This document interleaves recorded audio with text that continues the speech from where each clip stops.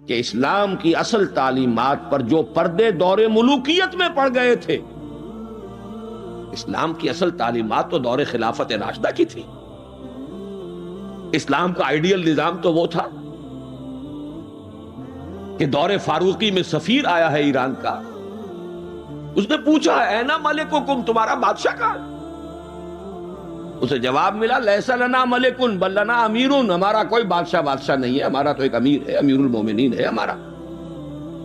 بھئی وہ کہاں ہے؟ کوئی محل نظر نہیں آ رہا ہے اس چھوٹی سی بستی کے اندر. وہ ہمارے فاروق رہتا کہاں ہے جس کے نام سے تھرا رہے ہیں شہنشاہوں کے ایوان، لرزہ طاری ہے جس کے نام سے، رہتا کہاں؟ بتایا گیا کہ بیت المال کے کچھ اونٹ گم ہو گئے تھے، ہمارا وہ خلیفہ ان کو تلاش کرنے باہر گیا ہوا ہے. وہ کسی کو ساتھ لے کر گیا ہوگا کہ پہچان تو سکے. تو دیکھا کہ تھک گئے تھے حضرت عمر فاروق، صبح سے تلاش میں تھے، اونٹ نہیں ملے، تھک گئے، دھوپ تیز ہو گئی، تو ایک جھاڑی کے ذرا سائے میں استراحت فرما رہے ہیں اپنا کوڑا اپنے سر کے نیچے رکھ کر. اس نے وہاں کھڑے ہو کر کہا اے عمر، تم انصاف کرتے ہو لہذا تمہیں کوئی خوف نہیں. ہمارے بادشاہ ظلم کرتے ہیں، ان کی جان کانپتی رہتی ہے، اونچی اونچی فصیلوں کے پیچھے بھی وہ لرزتے رہتے ہیں، انہیں باڈی گارڈز کی ضرورت ہے، ان کے لیے تو طرح طرح کی حفاظتوں کا سامان. یہ تھا نظام جو محمد عربی نے دیا صلی اللہ علیہ وسلم. دور ملوکیت میں تو پھر وہی ایوان سجے، وہی محل بنے، وہی چہیتی بیویوں کے لیے کروڑوں روپے کے مقبرے تعمیر ہوئے، محل بنے. جا کر دیکھ لیجئے الحمرا، دیکھ لیجئے جا کر محل. اب وہ محل ہیں لا یرا الا مساکنہم، وہ مسکن اور محل نظر آ رہے ہیں، ان میں بسنے والوں کا نام و نشان مٹ گئے. لیکن یہ کہ دور بنو امیہ میں تو پھر بھی ابھی اس طرح کے محل نہیں بنے تھے. دور بنو عباس میں آ کر تو ملوکیت جو ہے اپنی پوری شدت کے ساتھ اور پوری تمام شان و شوکت کے ساتھ دوبارہ جو ہے ظاہر ہوئی. تو یہ اسلام کی تعلیم پر جو پردے پڑے ہیں، جو سرمایہ داری پھر آ گئی، جاگیرداری پھر آ گئی، بہانوں سے سود کو جائز کیا گیا، بیع مؤجل کے حوالے سے ہی سود کے لیے راستے کھول دیے گئے، یہ سارے جاگیریں دی جا رہی ہیں، یہ سارا کا سارا نظام آ گیا.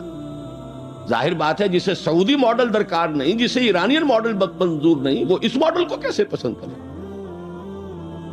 ماڈل تو اگر چاہیے تو وہ تو خلافت راشدہ کا ہے، اس کا کوئی عملی نمونہ دنیا میں آج نہیں. تو اقبال نے یہ کہا تھا کہ اگر ایسا ہو گیا، کاش کہ ایسا ہو جائے، تو ہمیں ایک موقع مل جائے گا کہ اسلام کی تعلیمات پر جو پردے دور ملوکیت میں پڑ گئے تھے انہیں ہٹا کر اسلام کے اصل رخ روشن دنیا کو دکھائیں. یہی بات قائد اعظم نے کہی تھی. ہمیں پاکستان اس لیے مطلوب ہے کہ عہد حاضر میں اسلام کے اصول حریت و اخوت و مساوات کا ایک نمونہ دنیا کے سامنے پیش کر سکے. یہ بات دوسری ہے، 45 برس بیت گئے شمسی حساب سے اور 46.5 برس بیت چکے ہیں قمری حساب سے، ابھی تو کہیں وہ مساوات اور حریت اور اخوت کہیں نظر نہیں آ رہی. وہ تو ایک قوم بھی کئی قومیتوں میں بٹ گئی، لسانی اور علاقائی اور صوبائی عصبیتوں کا دور دورہ ہے. ڈھونڈ اب اس کو چراغ رخ زیبا لے کر. وہ ایک قوم جو ہندوؤں کے مقابلے میں ایک قوم بن گئی تھی، اب تو وہ تحلیل ہو چکی، اس کا کوئی وجود ہی نہیں ہے. میں بہرحال اس مرثیے پر زیادہ وقت صرف نہیں کرنا چاہتا. اس وقت عرض یہ کرنا ہے، آج کے انسان کی اصل ضرورت ایک ماڈل. زبانی کلامی بات کوئی قبول نہیں کرے گا. خلافت راشدہ کی مدح کریں گے، وہ کہیں گے پدرم سلطان بود. تو راچے تم کیا، اپنی شکل دیکھو، تم کیا، تم تو ہم سے بدتر ہو. تمہارے ہاں ڈسکریمنیشن، سید زیادہ تو سید زیادہ ہے ہی ہے، اونچائی ہے، اخلاق کا کتنا ہی پست ہو، اور یہ مسلی یہ تو ہے ہی نیچ، چاہے اخلاق اور کردار میں کتنا ہی اونچا ہو جائے. یوں تو سید بھی ہو، مرزا بھی ہو، افغان بھی ہو، تم سبھی کچھ ہو، بتاؤ تو مسلمان بھی ہو. تمہارا تمدن، تمہاری تہذیب، تمہارا نظام بدترین نظام. بڑے پیارے اشعار کہے علامہ اقبال نے، کہلوائے تو ہیں ابلیس کی زبان سے، اصل میں اس کے پردے میں پیغام اپنا دیا ہے۔ اور ان کی یہ نظم جو ہے ابلیس کی مجلس شورا، ان کے انتقال کے بعد چھپی ہے، یہ آخری دور ہے ان کا۔ اس لیے میں کہا کرتا ہوں کہ اقبال کا پیغام اگر دیکھنا ہو امت مسلمہ کے نام تو یہ نظم جو ہے ابلیس کی مجلس شورا، یہ ان کا آخری پیغام۔ یہ ظاہر بات ہے کہ وہ کوئی نبی تو نہیں تھے معاذ اللہ، عام انسان تھے، ذہنی ارتقاء کے مختلف مراحل سے گزرے ہیں، تو ان کا ارتقاء جہاں تک ہوا ہے اس کی آخری صورت جو ہے وہ نظمیں ہیں کہ جو ارمغان حجاز میں شامل۔ جانتا ہوں میں یہ امت حامل قرآن نہیں، ہے وہی سرمایہ داری بندہ مومن کا دین۔ جانتا ہوں میں کہ مشرق کی اندھیری رات میں بے ید بیضا ہے پیران حرم کی آستی۔ عصر حاضر کے تقاضاؤں سے ہے لیکن یہ خوف، یہ ابلیس کہہ رہا ہے، عصر حاضر کے تقاضاؤں سے ہے لیکن یہ خوف، ہو نہ جائے آشکارا شرع پیغمبر کہیں۔ الحذر، آئین پیغمبر سے 100 بار الحذر۔ حافظ ناموس زن، یہ ہے معاشرت، مرد آزما مرد آفرین۔ موت کا پیغام ہر نوع غلامی کے لیے، نہ کوئی فغفور و خاکہ نہ گدائے رہنشین۔ کرتا ہے دولت کو ہر آلودگی سے پاک و صاف، منعموں کو مال و دولت کا بناتا ہے امین۔ اس سے بڑھ کر اور کیا فکر و عمل کا انقلاب، بادشاہوں کی نہیں اللہ کی ہے یہ زمین۔ یہ ہے انقلاب۔ چشم عالم سے رہے پوشیدہ یہ آئیں تو خوب، ابلیس کہہ رہا ہے نا، چشم عالم سے رہے پوشیدہ یہ آئیں تو خوب، یہ غنیمت ہے کہ خود مومن ہے محروم یقین۔ یہ ماڈل آج کے انسان کی اصل ضرورت ہے۔ اب میں آپ کو بتاتا ہوں نبی اکرم صلی اللہ علیہ وسلم نے یہ ماڈل دیا کہ نہیں دیا۔ حضور صلی اللہ علیہ وسلم کا یہ ماڈل آج دنیا کا ہر باشعور انسان یہ ماننے پر مجبور ہے کہ آئیڈیل ماڈل۔ بدترین دشمنوں نے اقرار کیا۔ ایم این رائے 1920 میں لیکچر دیا اس نے، ہسٹوریکل رول آف اسلام، لاہور میں دیا۔ وہ کتاب اب بھی بھارت میں چھپتی ہے۔ اس نے کہا کہ تاریخ انسانی کا عظیم ترین انقلاب وہ ہے جو محمد نے برپا کیا صلی اللہ علیہ وسلم۔ گاندھی نے 1937 میں جب پہلی مرتبہ ہندوستان میں انگریزوں نے ہمیں کچھ تھوڑی سی سیلف گورنمنٹ دینی شروع کی تھی، 35 کا ایکٹ جو ہے گورنمنٹ آف انڈیا ایکٹ 1935، اس کے نتیجے میں پھر الیکشنز ہوئے سن 36 میں، اور پھر وزارتیں بنی اور پورے ہندوستان میں کانگریس کی وزارت۔ ہریجن میں مقالہ لکھا گاندھی نے اور اپنے ان وزیروں کو کہا، ہدایت کی کہ ابو بکر اور عمر کے ماڈل کو سامنے رکھنا۔ میں تمہارے سامنے ابو بکر اور عمر کی مثال پیش کروں۔ مجھے ایک واقعہ اور یاد آیا ہے، یہ تو چیز چھپی ہوئی ہے، ہریجن کا مقالہ ہے، اس کو تو کوئی شخص ویریفائی کر سکتا ہے۔ ایک واقعہ جو ہے یہ ایک روایت ہے۔ میں جب پہلی مرتبہ حیدرآباد دکن گیا تھا، یہ آج سے کوئی 10 سال پہلے کی بات ہے،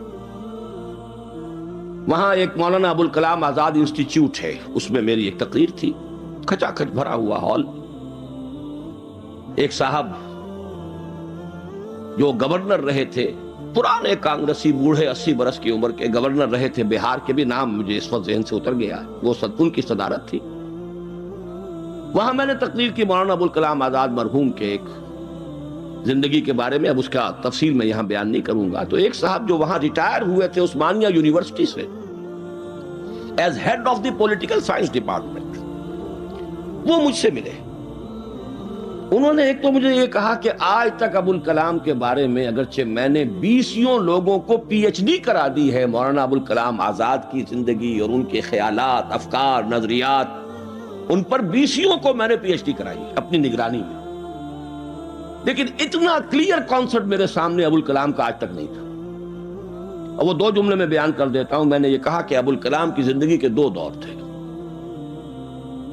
1912 سے لے کر کا اور 1920 تک کا ابوالکلام یہ تسلسل تھا تحریک شہیدین کا. سید احمد بریلوی رحمت اللہ علیہ اور شاہ اسماعیل شہید رحمہ اللہ، ان کی جو تحریک جہاد تھی اس کا معنوی تسلسل ہے ابوالکلام الہلال اور البلاغ والا ابوالکلام. لیکن پھر 1920 میں اس نے ہمت ہار دی، ماحول سے تعاون نہیں ملا، مخالفت ہوئی علماء کی طرف سے. اس کھاتے کو بند کر کے حزب اللہ کا کھاتا، حکومت الہیہ کے قیام کی جد و جہد، یہ چیپٹر کلوز کیا ابوالکلام. 1920 سے لے کر اور پھر 1958 تک، اپنے انتقال تک کا یہ جو دور ہے ابوالکلام کا، یہ ہے 1857 کی جنگ آزادی کا تسلسل.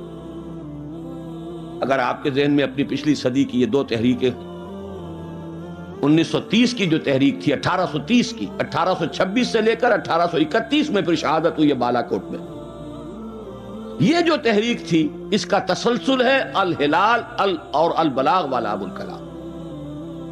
1857 میں جنگ آزادی تھی، انگریز کے خلاف بغاوت، اسے غدر کہتے تھے، اب جنگ آزادی کہتے ہیں.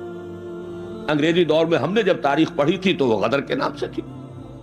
اس میں ہندو اور مسلمان دونوں شریک تھے، متحدہ جد و جہد تھی انگریز سے نجات پانے کی.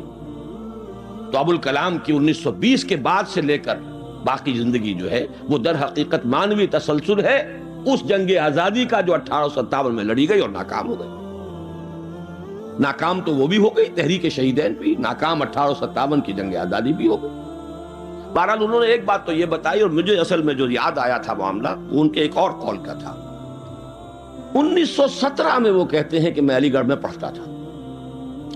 اس وقت تک وہ صرف ایک کالج تھا، ابھی یونیورسٹی نہیں بنا تھا، اور ہاسٹل میں رہتا تھا. تو ایک روز شور مچ گیا، گاندھی جی آئے، گاندھی جی آئے، گاندھی جی آئے. گاندھی ابھی نئے نئے آئے تھے ساؤتھ افریقہ سے، اور وہ گویا کہ انڈیا کے پولیٹیکل ہورائزن پر ابھی وہ ایک رائزنگ سن کی حیثیت سے تھے. شور مچ گیا، گاندھی جی آئے، گاندھی جی آئے. خیر وہ ہم نے ان کو گھیر لیا، کہا کچھ خطاب کیجیے. ان کا خطاب نہیں، میں تو صرف دیکھنے آیا تھا، اور وہ گیا.